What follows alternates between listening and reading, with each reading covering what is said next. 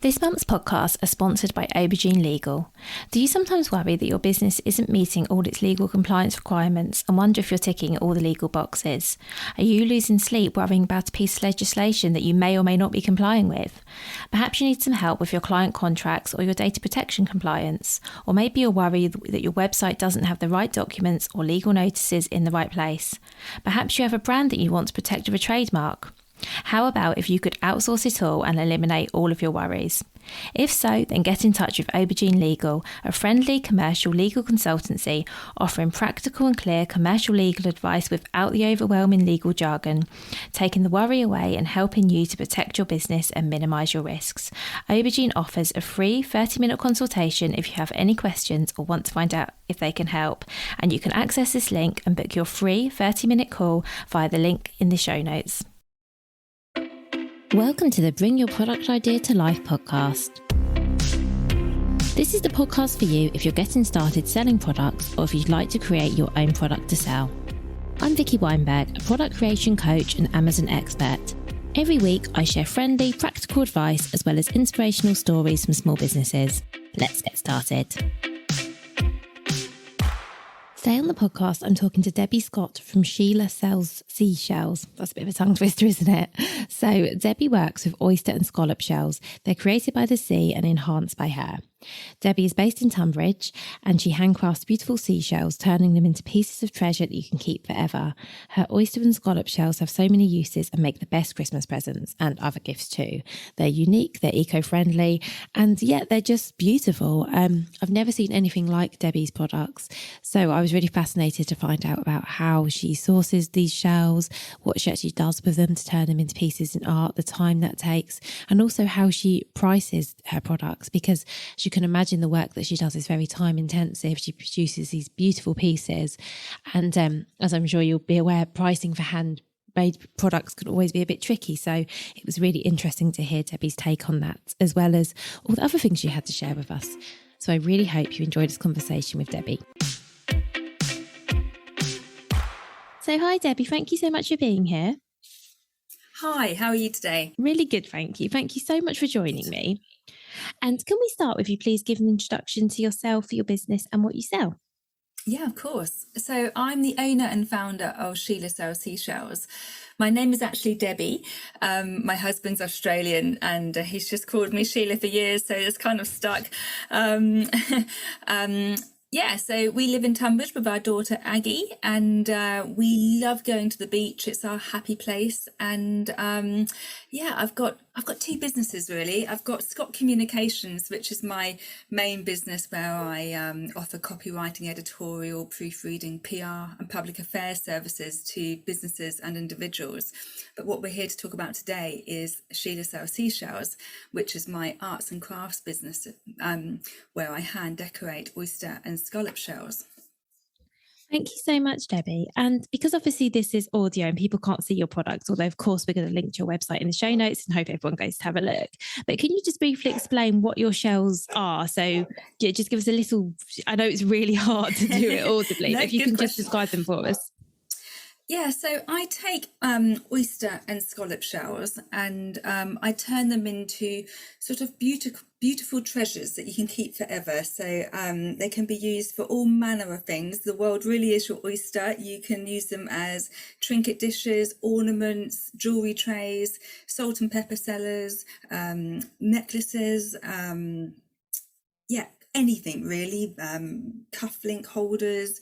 I basically craft with them, so I'll go into this a bit later, but lots of cleaning is involved, scrubbing away all the nasty barnacles and yucky bits, and then I paint them all to a degree, and then I use a combination of methods to decorate them, but predominantly decoupage, and where I select a print and sort of work it into the shell. And then what I think sets my shells apart is that I use an actual gold leaf to sort of apply the gilt around the edge. And then I use several coats of epoxy resin to give it that really long lasting hard shine. And the result is a little bit of treasure from the sea that you should be able to keep forever. It's a nice eco gift. It's a lovely gift. And I've obviously had a good look at your website, and your shells are beautiful. And we'll talk a little bit later about sort of everything that goes into them, because you can see by looking at them how much work, and obviously you've described it to us there as well. There's a lot that goes into your shells. But I would love to know what inspired you to start working with shells in this way. I've always loved the sea. From a very early age, I wanted to join the Royal Navy. I ended up joining the Royal Naval Reserve, but that was because of my eyesight. I've always loved the sea. It's just, sense of romance, and just there's so much you can do at the seaside. My family and I, we love being by the sea. We love going to Whitstable, it's our happy place, or Cornwall. I'm a bit of an oyster tourist. If I know there's oysters, I'm there looking, scouring the beach. My daughter's looks for fossils and crystals. I look for pebbles and sea glass, and of course all different types of shells. And I kind of just have an eye for looking at a shell on the beach and thinking, oh yeah, that could be a really good octopus design, or I kind of know what design I want to put before I've even picked it up. I guess it all stemmed from lockdown, really. We had more time to go to places like Whitstable, and it really became our happy place. And I guess I had a little bit more time to sort of start doing a bit more arts and crafts, which I've always loved doing. So it was really a COVID lockdown hobby that's turned into an artisan business. Thank you. And when did it, I'm assuming that you said it started out as a hobby. So when did it become a business, and what made you think, okay, there actually, could be something in this, I can start selling them? Well, there's only so many shells you can give to your mum and wider family and friends. And people just said, you should start selling these. They're not bad. And I started putting them on Instagram, and a gallery in Scotland, I'll remember the name in a second, contacted me and said, would you be prepared to supply them to us on a wholesale basis? So I started doing that, and then various sort of local wholesalers got in touch, and I got some bespoke orders, just using social media to sort of get myself noticed locally. And we went from there, really. Then I set up an Etsy shop, and I put a lot of focus into that for quite a while. And then more recently, I've created my own shop through Shopify, just so I can have my very own shop window, because obviously Etsy has all its fees, and I just wanted to have my own sort of shop. It went from there. Well, that's amazing. And how long ago was this? So you started creating them in lockdown, which wasn't that long ago, really. I think I set up my first Etsy shop 2 years ago this week, actually. Oh, wow. So, well, happy birthday. Thanks. Birthday. Happy birthday, Sheila.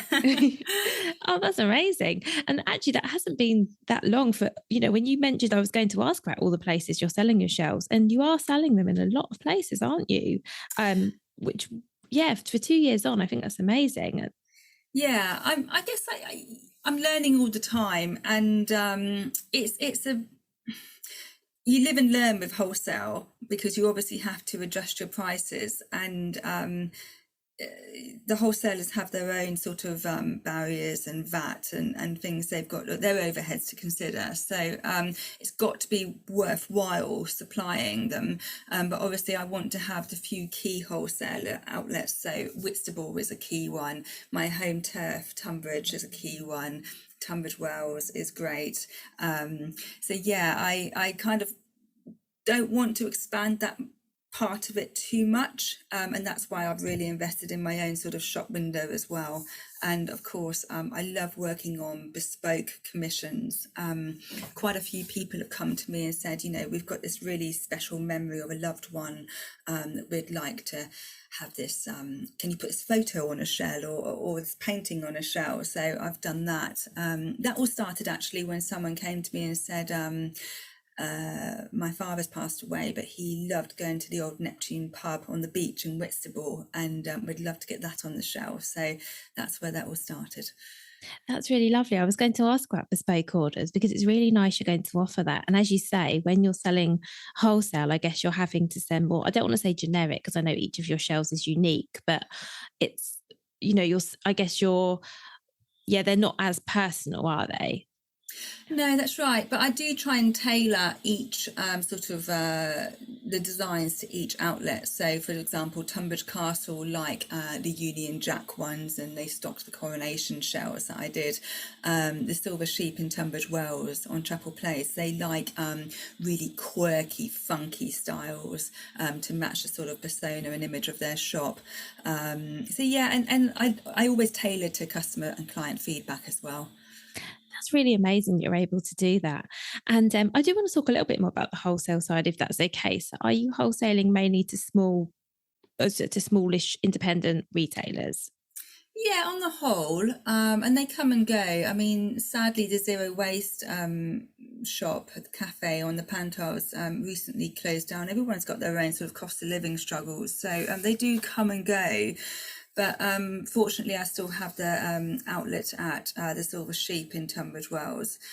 And ideally, actually, I try and give exclusivity to one shop per town. Yeah, so and then the focus really is on Whitstable because it's the home of the British oyster as well. It's great having Tunbridge Castle. Like I say, I like to support my own local community, Yeah. so it's good to have some prominence in my own town as well. And I think also the town likes to promote local artists as well. Yes, I think yeah. that's because obviously I live in Tunbridge too. So I think that's Yes. really, I do know that, you know, the local artisan community is important and people like to support you. So that's Yeah. also really good. Um, I've got a practical question about shells, but actually while we're on wholesale, I'd love to know a little bit about pricing because you mentioned pricing for wholesale. But I would say pricing in general. How do you approach it, Debbie? The reason I'm asking is that your products, as you've explained, are really unique. They're also really time intensive. I'm sure it takes you quite a long time to, you know, go from a raw, if raw is the right word, shell to this beautiful finished item. How does that factor into your pricing? Because I know that can be an issue for lots of handmade businesses. Yeah, absolutely.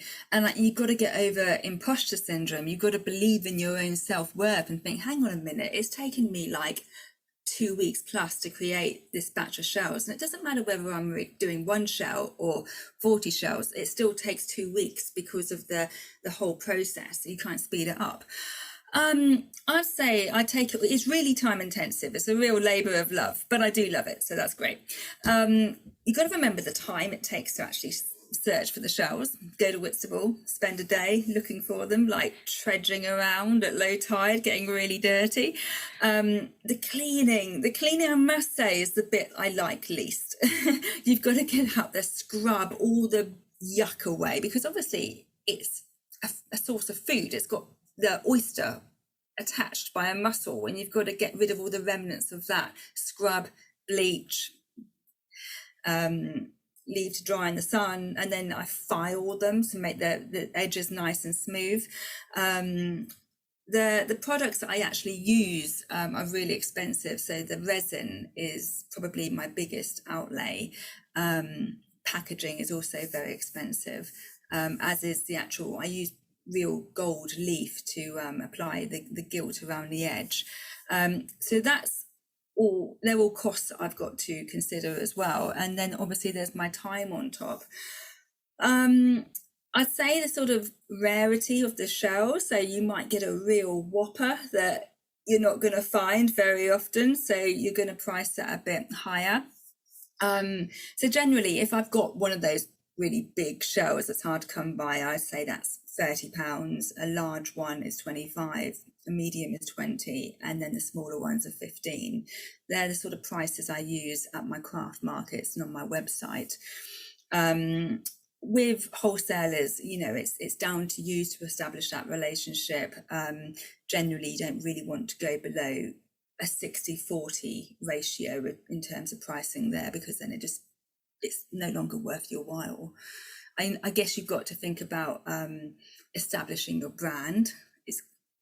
Wholesale is good from that perspective, but again, you can't really go below that ratio.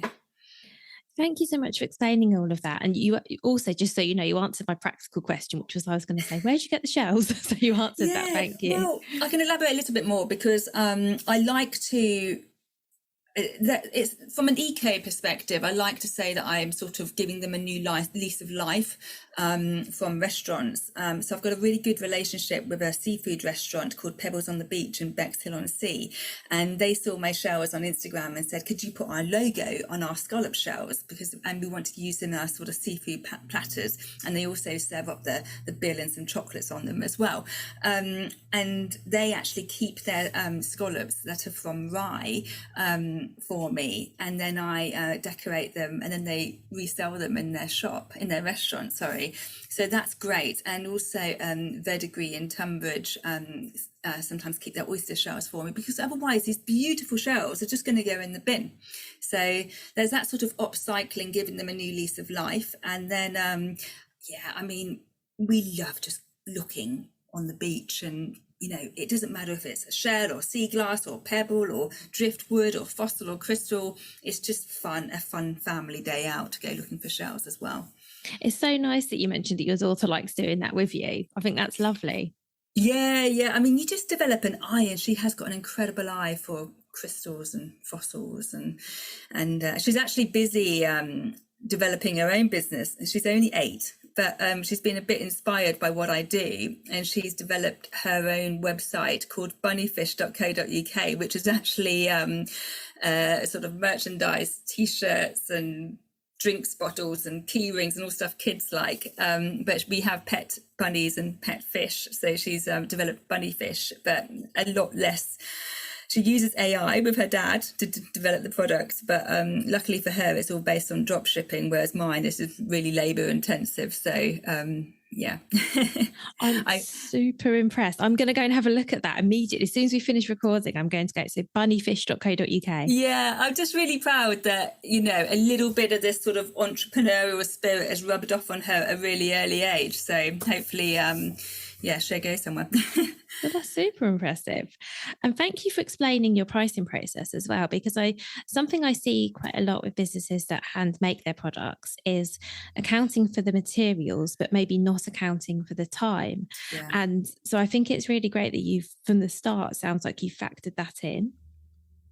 Yeah, I'm still, I probably don't factor it in enough, but I'm just very aware that there is a cost of living crisis.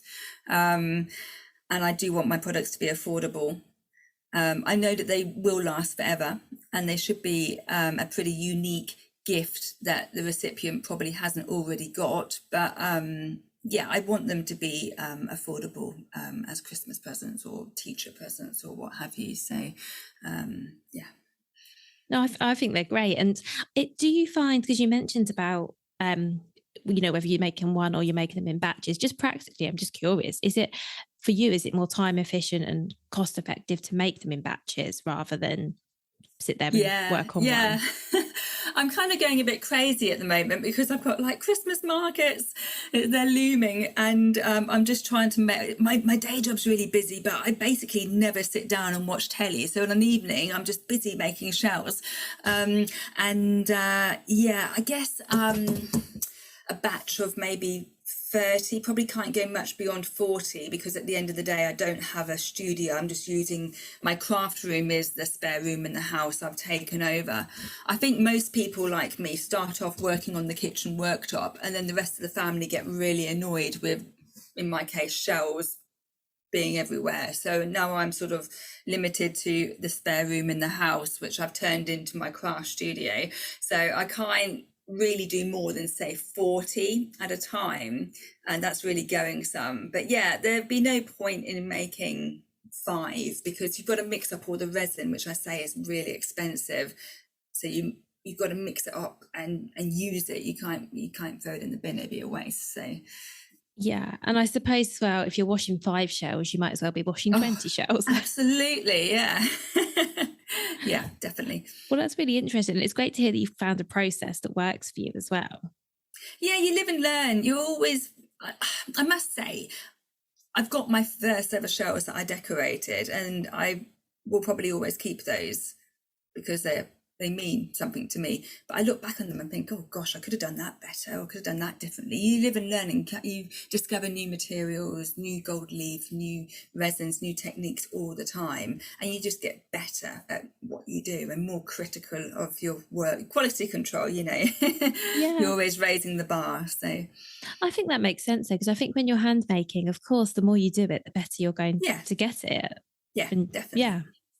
I'd love to talk a little bit about your day job, if you don't mind, Debbie, because you Yeah, mentioned sure. that you have a PR and communications agency. So I thought any excuse to get ask more questions. So I would love to just talk a little bit about PR, and particularly PR for small businesses. So first of all, I'd love to know, actually, do you do much PR for, I really struggle to say Sheila Sells. I know. Who would pick a tongue twister for their business name, eh?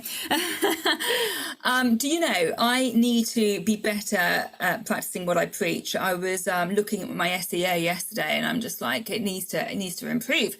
And it just comes down to time. So I do think that I have a good website. I must thank my husband, because he's very techie and has helped a lot there. But in terms of keeping the website up to date, I've got to get the Christmas market dates on it, for example.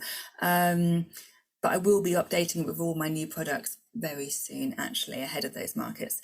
I would say network. In terms of my one piece of advice for small businesses, be it PR businesses or any business, there are a lot of really good local groups out there. You can find them on Facebook, Instagram, LinkedIn, and then you go along to one and you might kind of think, oh, I can't really be bothered, I'm just going to stay at home and not go out and talk to people I don't know. But if you make yourself, it's actually fun, and you'll probably come across another network that you didn't know about, and there's all these people out there doing really good stuff, inviting you along to events that they've organised, and you get to meet people, you get to make useful contacts, there's useful opportunities.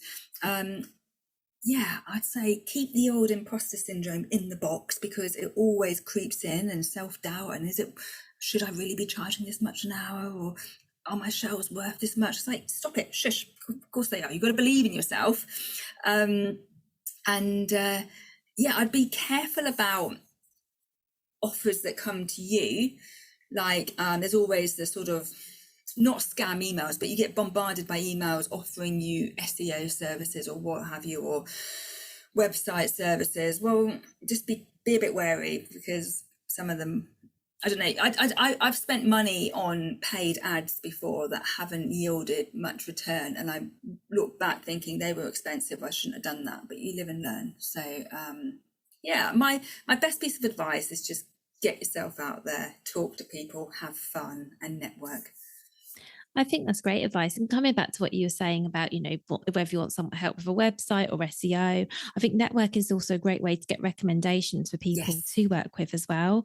Because as you say, the people that come to you may not necessarily be the best or most qualified people. They might be brilliant, but they might not be. But there's nothing quite like word of mouth, is there? And I mean, exactly. I found out about you through word of mouth. Someone you met recommended you to come on the podcast. And I think that's that's a nice way for things to work, isn't it? Because we all feel a bit better when someone's recommended by someone that we know. Yeah. And I went along to that group that you just referred to, and I could have easily just stayed at home, but I went off to Tunbridge Wells, and I had a really nice morning just working alongside like-minded people. And obviously for me, it benefited both my businesses, my communications business and my craft business. And it was really, really good. So I'm glad I went along. No, it's great. And as you say, it's hard to sometimes make yourself do it, but there are always benefits, particularly when, as you alluded to earlier, a lot of the things we need to be doing, so whether it's working on our SEO or updating our websites or PR, often just falls aside because we're so busy doing what we're doing. Yeah. I mean, what I do, I guess, is quite solitary. It's very therapeutic.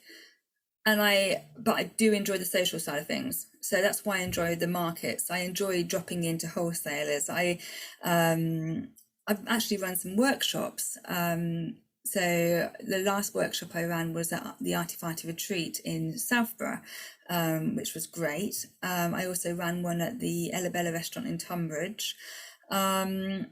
So they're really good because then you can sort of share your love and help other people enjoy the sort of love of crafting with shells as well. So that's good. And I'm really looking forward to the markets, just where you meet customers, get customer feedback as well. And they're going to be Christmas markets, so that should be nice and fun too. It's all a juggle. It's a massive juggle with the day job, family, you know, but I just, you know, just go for it. We're all busy, aren't we? But just have a go and see where it leads to. And it sounds like you really enjoy it as well. And that's also really important. Like if you were the sort of person who didn't enjoy going to markets for any reason, then I guess you would maybe put more focus in your website, for example. But it sounds like you love going out and meeting customers. I think your products are so unique as well. It must be nice for customers to see them in real life and be able to feel them and get a good sense of them. But I think it sounds to me like you're leaning into the things you enjoy. And I think that's really important. You've got to, and you've got to stay in control and kind of do what's right for you as well. It's nice to go to the markets because you can talk to other stall holders and you can get recommendations from them. You can find out which markets are worth doing, which markets aren't, because some of them can be, you know, a bit disappointing, and you give up a lot of time to do a market. A lot of preparation psychologically as well. You've got to like get yourself in the right headspace to go and spend a day, perhaps in the rain, talking to people non-stop and being on your feet. So it's the hard work, and you've got to have enough stock as well. You've got to really, that's why I'm a bit like, Christmas markets, you've got to have so much stock ready to go, and all your packaging ready. But yeah, I just love that social element of it. So that's really good.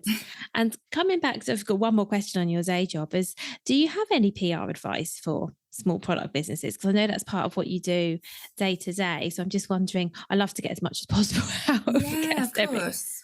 Well, obviously the social media side of things, it's just keep on top of it. I mean, if you can even preload your sort of accounts with some posts ready to go over the next few days, and that's great. Obviously try and be strategic, so try and have sort of themes to your posts, especially in the run up to Christmas and then in 2024. Create content. So create content for your website, which again, I need to be better at myself. Blog and try and write a useful blog that's answering someone's sort of questions or finding a solution to their problems.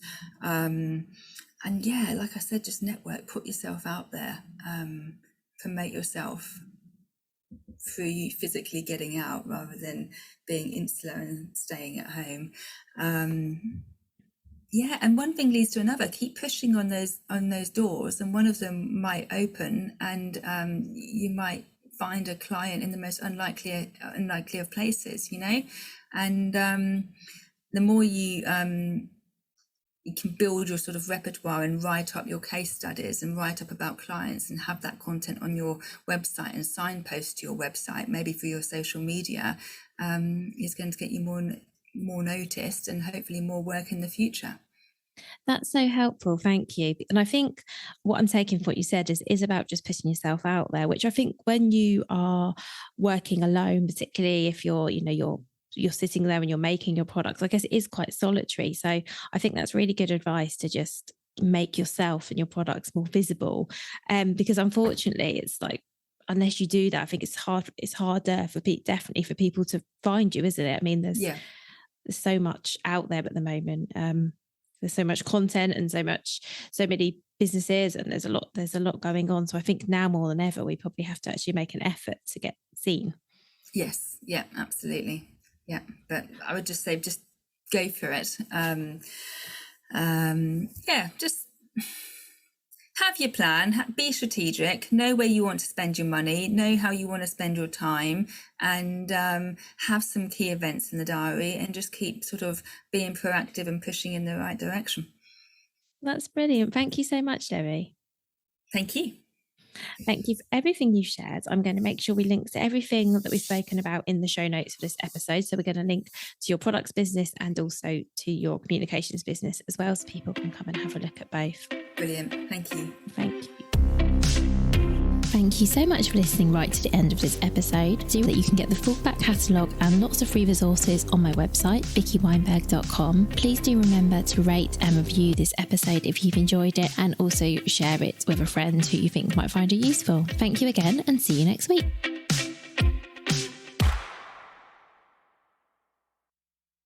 If you've been inspired to start a podcast in 2024, I really recommend my podcast host, Captivate. Captivate were my top pick when I started podcasting 4 years ago because of how easy it was for a complete novice like me to get started. I've stuck with them for the last 4 years because Captivate is still really simple to use. They keep adding great new features like the ability to share ads like these, and they've just been really reliable. So when you're ready to start your own podcast, you can use the link in the show notes and get a free 7-day trial with Captivate.